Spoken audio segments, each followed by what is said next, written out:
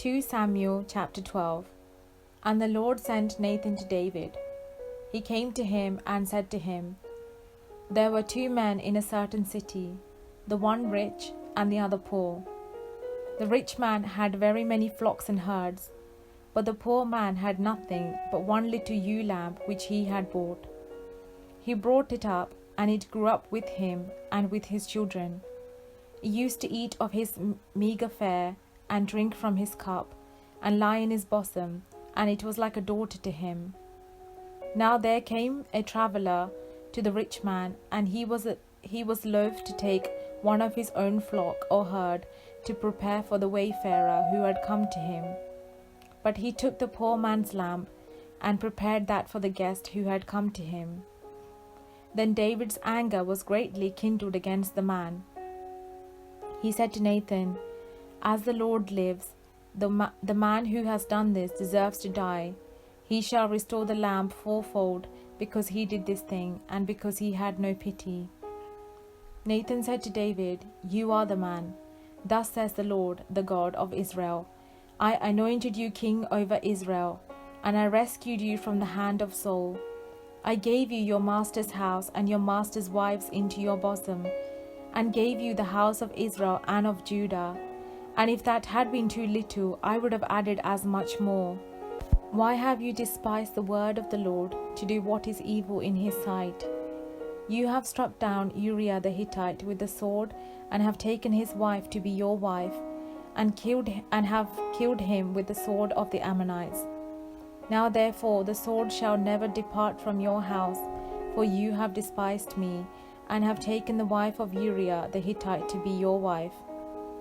Thus says the Lord, I will raise up trouble against you from within your own house, and I will take your wives before your eyes, and give them to your neighbor, and he shall lie with your wives in the sight of this very sun.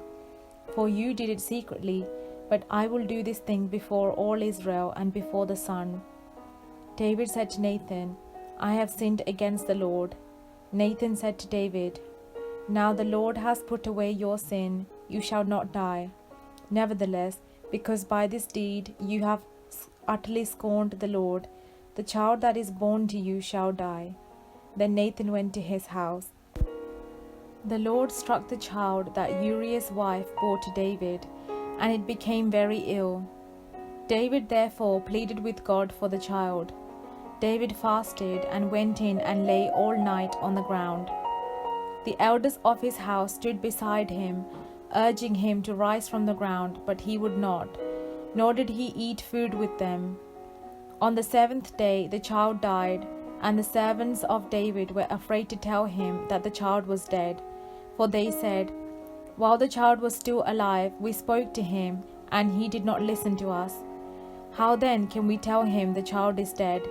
He may do himself some harm. But when David saw that his servants were whispering together, he perceived that the child was dead. And David said to his servants, Is the child dead? They said, He is dead.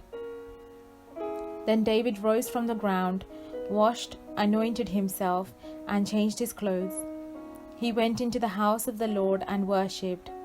He then went to his own house, and when he asked, they set food before him, and he ate. Then his servants said to him, What is this thing that you have done? You fasted and wept for the child while it was alive, but when the child died, you rose and ate food. He said, While the child was still alive, I fasted and wept, for I said, Who knows, the Lord may be gracious to me, and the child may live. But now he is dead, why should I fast? Can I bring him back again? I shall go to him, but he will not return to me. Then David consoled his wife Bathsheba, and went to her and lay with her. And she bore a son, and he named him Solomon. The Lord loved him, and sent a message by the prophet Nathan.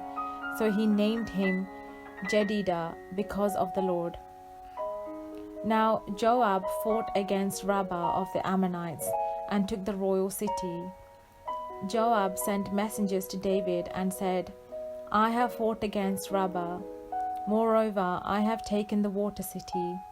Now then, Gather the rest of the people together and encamp against the city and take it, or I myself will take the city, and it will be called by my name." So David gathered all the people together and went to Rabbah, and fought against it and took it. He took the crown of Milcom from his head. The weight of it was a talent of gold, and in it was a precious stone, and it was placed on David's head. He also brought forth the spoil of the city, a very great amount.